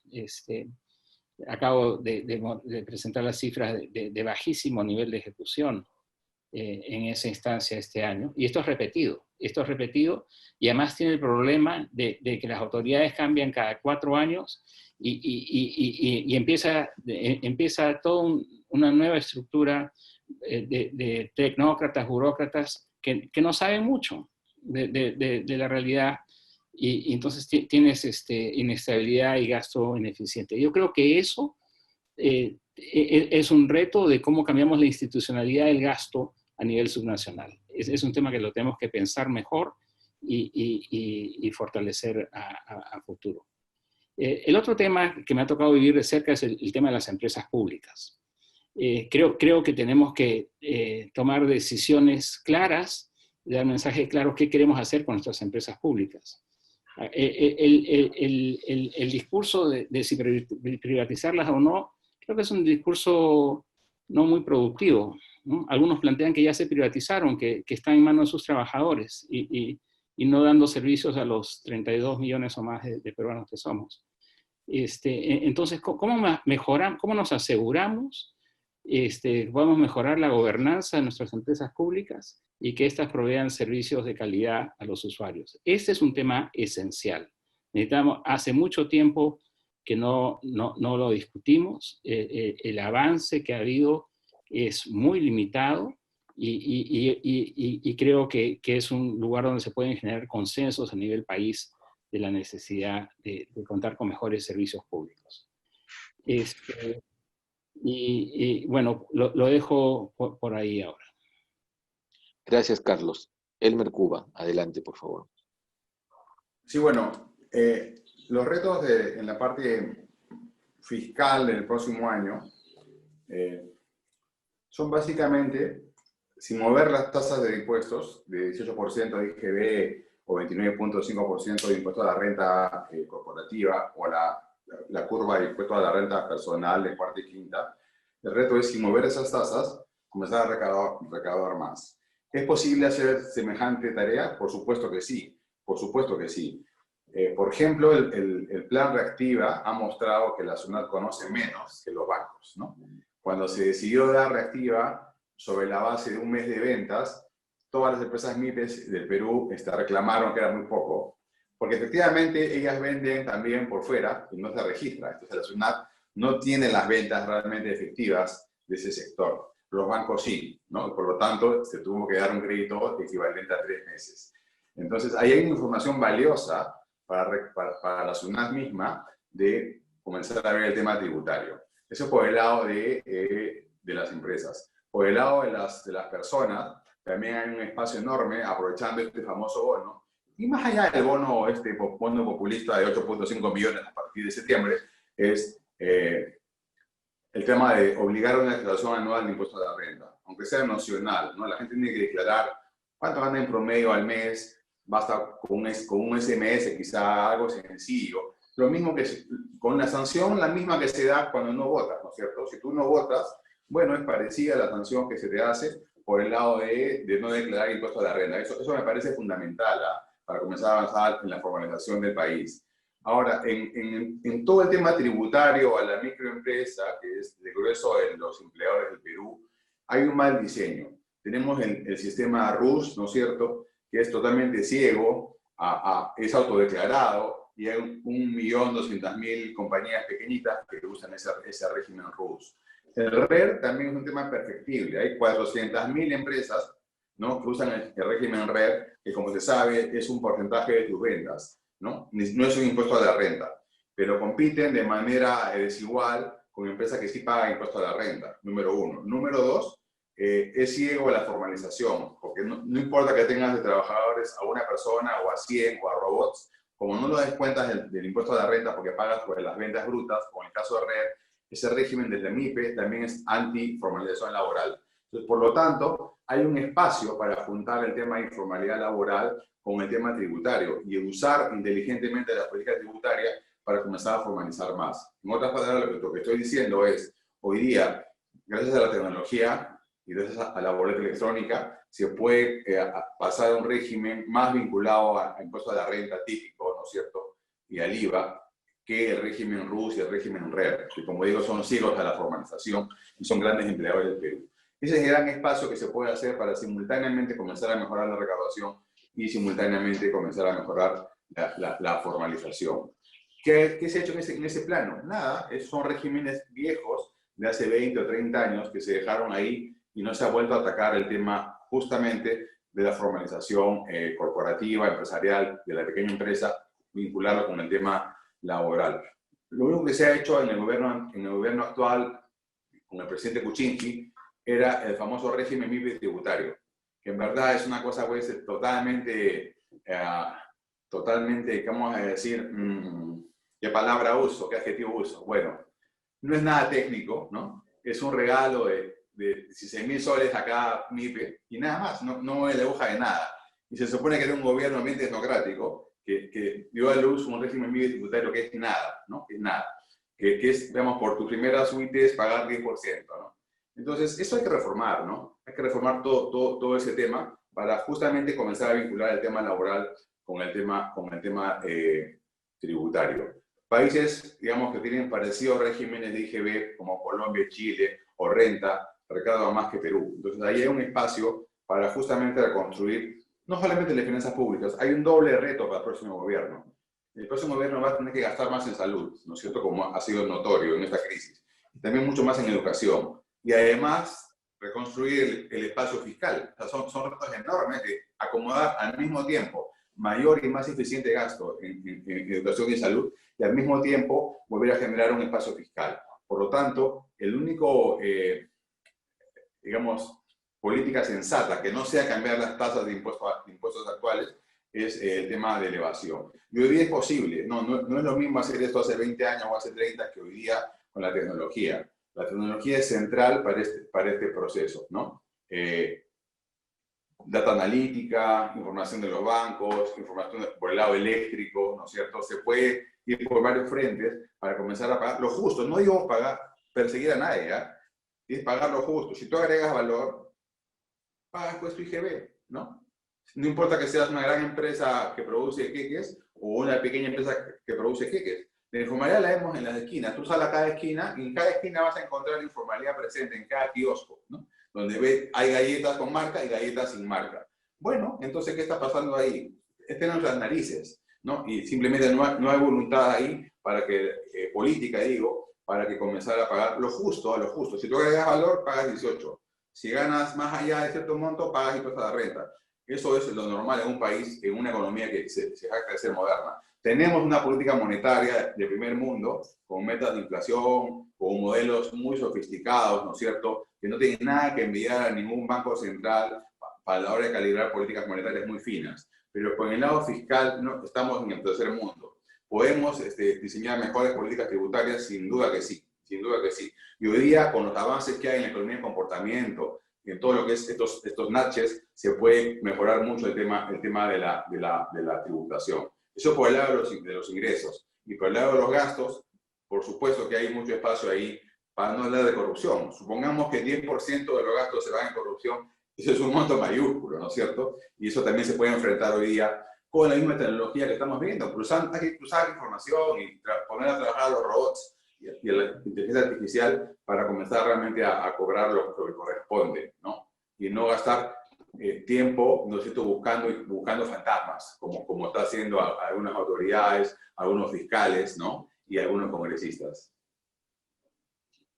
Ok, gracias, Elmer. Para terminar, les voy a hacer a cada uno una pregunta diferente de las que nos han alcanzado nuestros participantes, ¿no? Y les pido una respuesta corta a fin de dar término a este debate. En primer lugar, para Alonso Segura. Alonso, te preguntan lo siguiente: ¿cuáles sectores deberían apoyarse o cuáles sectores deberían ser los motores de la reactivación económica, ¿no? Sí, mira, ahí hay... lo primero es que no es que necesariamente se va a dejar de apoyar a ningún sector, simplemente hay medidas transversales que tienen que dejar que donde hay trabas en el Estado se levanten, etcétera, ¿no? Eso es uno. Dos, si hablamos desde un punto de vista de qué sectores necesitan un desarrollo mayor en función de nuestras potencialidades, esos están identificados, digamos, en la diversión productiva, ¿no? En algunos sectores, forestal, acuícola, turismo es un gran sector, turismo es uno que ha sido tremendamente golpeado y necesita iniciativas específicas. Entonces, yo creo que por ahí va, ¿no? Hay que diferenciar los que tenían potencial y tenían que seguir desarrollándose y generándose condiciones para que puedan desarrollar el potencial, estaban identificados, y otros que sí van a ser asimétricamente golpeados en esta situación, ¿no? Toda la cadena de turismo, algunos sectores de servicios, en que probablemente existen algunas medidas específicas, dado que no van a poder reabrir en las condiciones de otros, dado que van a ser un golpe de demanda mucho más severo. Entonces, yo creo que va por ahí, ¿no? Ok, gracias, Alonso. Carlos, te pregunta, te hacen dos preguntas en una. Dicen, ¿a cuánto ajustaría a usted la tasa de crecimiento del PBI para el 2021? Y la segunda es, ¿qué medidas propondría para incentivar al sector privado, ¿no? Por ejemplo, que con el sector minero, por ejemplo, financian aproximadamente el 70% del presupuesto público. Adelante, Carlos. Bueno, esto es como un examen de grado sin balotario. Creo que para el próximo año, siendo realistas, ojalá que la economía pueda rebotar, producto de que no haya un rebrote importante de los contagios y no se tenga que seguir cerrando con diversos sectores o regiones de la economía. Si eso se produce, lograr una recuperación mayor al 6%, yo creo que es posible. Llegar al 10% lo veo muy, muy difícil. Lo veo entre 6 y 10, y cuánto sea va a depender de las acciones que tome y el próximo gobierno, de la reducción de la incertidumbre, del ruido político, de los anuncios de la campaña. Desgraciadamente hay muchas variables que no se manejan, que son totalmente exógenas. Sin embargo, el gobierno sí puede hacer cosas, el actual gobierno puede hacer cosas importantes para contribuir a esa recuperación. Yo creo que puede apostar por algunos proyectos, reactivar la inversión, algunos privada, porque no hay mucho espacio fiscal, en proyectos grandes, como los proyectos mineros que han señalado en el marco macroeconómico multianual. Y entonces creo que hay que pasar del dicho al hecho y y llegar a acuerdos entre todas las partes involucradas para poder lanzar proyectos importantes que, como se dijo ya anteriormente, en su primera fase son, lo dijo Elmer, sobre todo son PBI de construcción. Creo que esos son temas donde se puede trabajar. El otro es las microfinanzas, ¿no es cierto? Eso atiende un sector enorme de nuestra economía, y la forma de apoyar a esas MIPES, yo creo que es a través del sistema, de aquella parte del sistema financiero que se dedica a las microfinanzas. Y nuevamente insisto en la idea que es necesario fortalecer patrimonialmente a este sector que ha sido duramente golpeado por la crisis, porque a pesar de que el sector informal es muy flexible, ha recibido un golpe enorme, mucho más fuerte que muchas empresas grandes del sector formal, justamente por el sector a donde se dirige. Entonces, las carteras de estas instituciones están muy golpeadas y se requiere, creo, un fortalecimiento patrimonial ahí sensato como el que se implementó en el año 99. Los instrumentos para hacer esto están disponibles, la legislación ya existe, y creo que se está recogiendo información en la SBS que permitirá tomar este tipo de decisiones. Lo dejo ahí. Gracias, Carlos. Para Elmer Cuba, es un representante de un gobierno local y dice, ¿cómo pueden hacer llegar a la PCM, al Ministerio de Economía, al Congreso, que cuando asigne responsabilidades a los gobiernos locales, también asignen presupuesto? El participante dice, nos dan tanta responsabilidad sin presupuesto. Luego dicen que no hay capacidad de gasto y eso no es así. Los pliegos del gobierno central tienen tantos especialistas que bien pueden apoyar al gobierno local. Pero ¿qué hacemos cuando nos dejan solos, ¿no? Y el gobierno local tiene que asumir toda la carga de las necesidades de la población?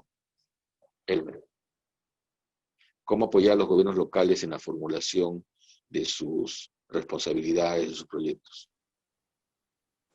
Sí, a ver, los gobiernos locales tienen dos fuentes de ingreso, los recursos propios y la transferencia que se hace por 2 puntos del IGB, en función de la población, etcétera, la pobreza en cada distrito. Seguramente falta dinero y seguramente sobra dinero en los distritos con canon. Claramente ahí hay una muy mala distribución de los ingresos de la nación. Pero todo pasa, en verdad, por subir la recaudación tributaria, ¿no? Para que pueda también subir la transferencia a esos distritos, sobre todo los más pobres, los más rurales o de la periferia urbana, que tienen pues problemas de recaudación. También pasa por comenzar a cobrar impuesto predial, ¿no? Que eso siempre es la promesa de cada gobierno. El próximo gobierno va a comenzar a usar mejor el tema predial y va a subir la recaudación. Son temas complejos. Y mucho más complejo en Perú, donde tenemos una tendencia a parcializar, ¿no? Hay regiones como Ancash, por ejemplo, que tiene 18 provincias, ¿no? Y tiene 180 distritos. O sea, 10% de los distritos de Perú están en Ancash. O sea, pasas un cerro y comienza otro distrito, ¿no? Imagínate tener esa cantidad colosal de distritos, más de 100, ¿no? Creo que son 180, me parece, en una sola región. Entonces, si concentrásemos mejor las cosas, tendríamos también mejores capacidades, porque es imposible tener, digamos, una capacidad de gestión municipal para 1.800 jurisdicciones, ¿no es cierto?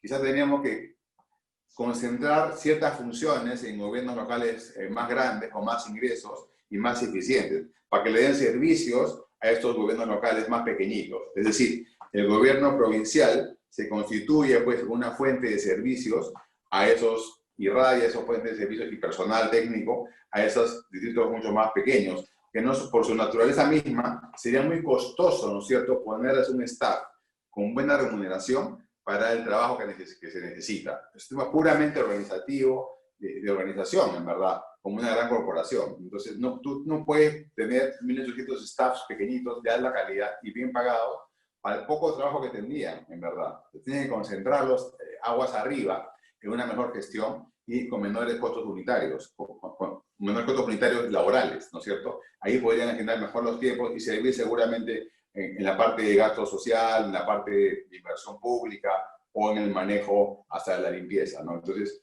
si tú concentras eso de manera eficiente, es una buena manera de comenzar a enfrentar el problema local y regional. Que al final del día la gente vive en lo local, ¿no? En lo local es crucial para el desarrollo, para tu experiencia de vida. Uno no vive pues en el limbo, vive siempre en un distrito. Y es central entonces mejorar la calidad de vida de la población, ¿no?